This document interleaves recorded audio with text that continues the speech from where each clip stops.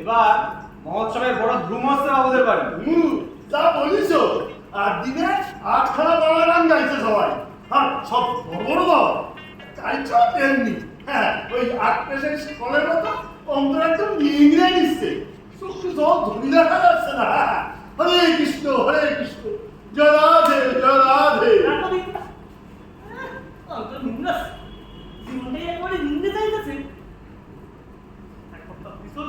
এই চাঁদিপাড়ার অর্ধেক বাড়িতে নুন চলে না, এরকম চলতে থাকলে কি হবে বুঝতে পারছো? নাকি তোমার ওই তোরের মতো বোধ বুদ্ধি চিন্তা ভাবনা সবকিছুই একবারে নিতে গেছে? আর কি শুরু করলে তোমার বলতে কি রদিনি অসুল ধর্মের কথা তাহলে তোমার ওই মানুষগুলো ধর্মের কথা শুনে কি হবে? হ্যাঁ, পেটে ভাত ঢুকবে?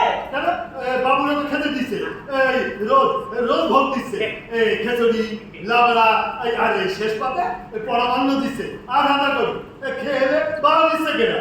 বাধা দিচ্ছে অন্তর, মানুষের আত্মসম্মান, সম্মানের ভাগটা কম পড়ে গেলে মহোৎসবের ভোগ আর লঙ্গরখানার ভিক্ষের মূর্তিতে কোনো পার্থক্য থাকে না।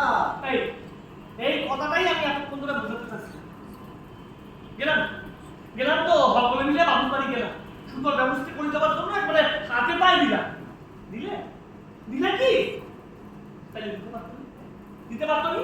দিলে তো ওই আধাটা পড়মান্য আর হাত পেটে সাইডে হতো, গায়ে ওপরে ফেটে ফেরা ভাত পুঁজের মতো দিয়ে খেতাম।